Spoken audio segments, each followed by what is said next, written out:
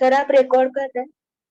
हाँ बेटा, देखो अब मुझे देखो यहाँ पे एक चीज ध्यान से समझना, हमारा जो किडनी है उसका मेन काम जो है दैट इज फिल्ट्रेशन का करना है। That is very good, filtration तो करेगा करेगा, लेकिन वो फिल्ट्रेशन के साथ साथ एक काम और कर रही है, क्या है? ऑस्मोरेगुलेशन। ऑस्मोरेगुलेशन का मतलब बेटा होता है कि आपकी बॉडी के अंदर जो वाटर कंटेंट है और जो आपका सॉल्युबल कंटेंट है, जैसे यहाँ मैंने सॉल्ट बताया है, सॉल्ट के अलावा ये कुछ और भी हो सकता है, जैसे शुगर कंटेंट भी हो सकता है, यानी जो सारी सॉल्युबल चीजें हैं which are soluble in water, उन सभी कंटेंट की बात कर रहे हैं। तो वाटर कंटेंट और सॉल्युबल कंटेंट दोनों की कंसंट्रेशन को मेंटेन करना, that is called your osmoregulation. इसको हम ऑस्मोरेगुलेशन करते हैं, और ये काम आपका कौन करती है? किडनी करती है। यानी ना तो इस बॉडी के अंदर पानी को बहुत ज्यादा होने देती है कि बहुत ज्यादा ही पानी हो जाए, एक्सेस ऑफ वाटर हो जाए, वो चीज भी नहीं होने देती। साथ के साथ में ऐसा भी नहीं होने देती कि लाइक जो आपके सॉल्युबल कंटेंट्स हैं वाटर में उनकी कंसंट्रेशन को बहुत ज्यादा बढ़ा दे, वो भी नहीं होने देती। दोनों की कंसंट्रेशन को मेंटेन जो कौन करती है? दैट इज आपकी किडनी करती है, and this process is called osmoregulation. Is it clear now? Eva, Sumit, Vedansh, Saumya, is it clear to everyone बच्चों? Am I audible to everyone? Please tell me because I can't listen you. Yes sir. Okay, Eva beta. Yes sir. Okay, Vedansh, Soumya. Yes sir. Yes sir. Okay, Shruti बेटा आप थोड़ा सा late हो गए, मैं आपको फिर से रिपीट करता हूँ, सारे बच्चे फिर से समझेंगे। हमने देखा हमारी किडनी क्या कर रही थी कि एक्सक्रीशन का काम करती है, that is an excretory organ as we know, usually इसका काम यही है। लेकिन बेटा ये एक्सक्रीशन के अलावा एक काम और कर रही थी, दैट इज ऑस्मोरेगुलेशन। तो ऑस्मोरेगुलेशन का मतलब होता है बच्चे कि आपकी बॉडी के अंदर वाटर कंटेंट और जो सॉल्युबल कंटेंट है, जो पानी के अंदर सॉल्युबल है, उन दोनों के अमाउंट को, उन दोनों की कंसंट्रेशन को मेंटेन करना, that is called your osmoregulation. और ये काम आपकी किडनी फिर से करती है। आपकी बॉडी में से क्या होता है ऐसा, देखो अभी मैंने बताया आपकी बॉडी में एक्सेस वाटर का लॉस नहीं होने देती। जब आप यूरिन कर रहे हैं, हम यूरिन कर रहे हैं, तो उसमें आपका एक्सेस वाटर नहीं जाता, यानी एक्स्ट्रा पानी नहीं जाने देती, सिर्फ उतना ही बॉडी से वाटर को बाहर निकालेगी यूरिन की फॉर्म में जितनी की जरूरत हो। तो दैट इज इसकी कंसंट्रेशन को मेंटेन करके रखेगी, क्योंकि ज्यादा पानी अगर बॉडी से बाहर जाएगा तो बॉडी डिहाइड्रेट हो जाएगी, क्योंकि पानी की जरूरत बॉडी में बहुत है। सो ज्यादा पानी भी बॉडी से बाहर नहीं जाने दे रही, एक्सेस वाटर। सेम, ज्यादा पानी बॉडी के अंदर रहने भी नहीं देती। So this is done by the osmoregulation process. Is it clear now? Shruti बेटा आपको भी क्लियर हुआ? Yes sir. Yes sir. ठीक है ना? This is sure, good. अब आ जाते हैं, now come to next point. ये हमने देख लिया कि भाई हमारी किडनी ये काम कर रही। अब इसके अलावा देखें, किडनी फेल हो जाती है तब क्या हो रहा है। हमने ये तो देख लिया कि किडनी कैसे फेल हो सकती है, क्या क्या रीजन है, how they, what are the reasons कि आपकी किडनी ठीक से काम ना करे। नाउ राइट डाउन, आप लिख लेते हैं आगे।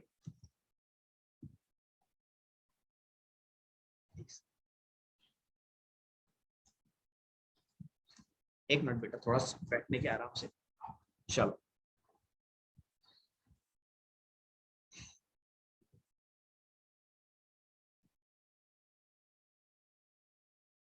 Write down.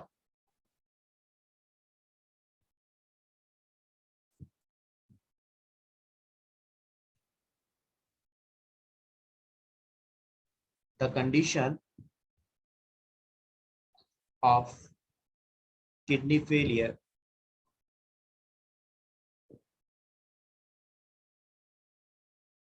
in bracket you can say renal failure. Renal failure, renal इसलिए क्योंकि हमने यहाँ देखा था आर्टरीज और रीनल वेन आपकी ऐड हो रही थी, तो इसलिए हम रीनल फेलियर भी बोल सकते हैं। मे कॉज डेथ, ठीक है, डेथ भी हो सकती है।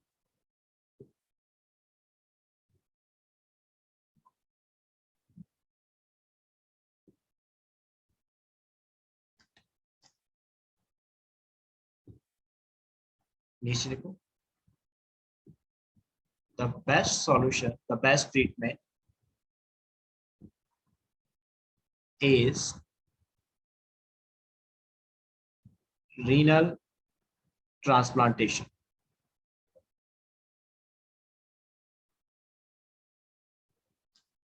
Just give me a moment. Just give me 1 minute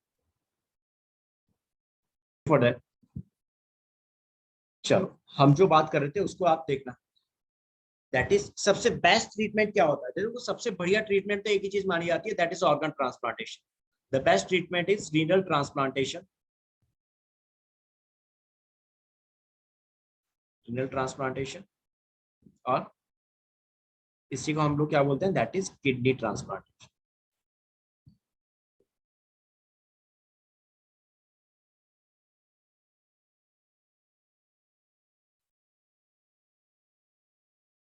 और किडनी ट्रांसप्लांटेशन,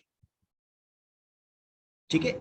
इसमें आप क्या करते हो, एक हेल्दी डोनर से किडनी लेते हैं और जो पेशेंट होता है उसके अंदर ट्रांसफर करते हैं, that is your kidney transplantation. एक लाइन में कितना इजी सुनने में लग रहा है, बस हेल्दी डोनर से किडनी ली और अपने पेशेंट में ट्रांसफर कर दी, लेकिन इतना इजी नहीं होता है, it is not too easy, ठीक है। इसमें क्या किया, a kidney from a donor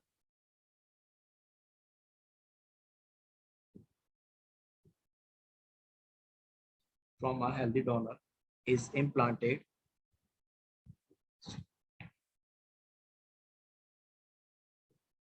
in the patient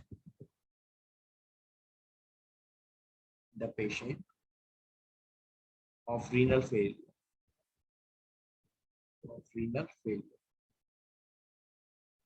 that is it।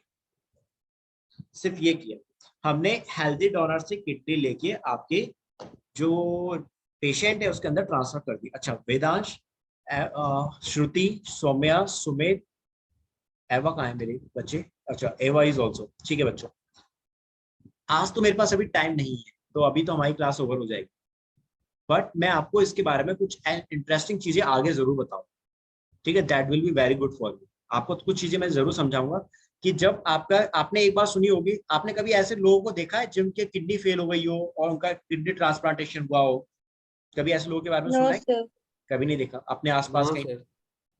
देखो क्या होता है बेटा, जब भी हम ट्रांसप्लांटेशन करते हैं, अब इस चीज को समझ लो, जब भी हम ट्रांसप्लांटेशन करते हैं ना बेटा, तो सबसे पहले तो हम लोग ये श्योर नहीं होते हैं कि ट्रांसप्लांटेशन करने के बाद वो पर्सन सर्वाइव करेगा, 100% सर्वाइव करेगा, this is not a surety. Most of the cases क्या होता है कि जिस पर्सन के अंदर हमने किडनी डाल ट्रांसप्लांट करी थी वो पर्सन सर्वाइव नहीं कर पाता। मोस्ट ऑफ द चांसेस यही है, मोस्ट ऑफ द केसेस यही चीज होती है कि पर्सन सर्वाइव नहीं कर पाता।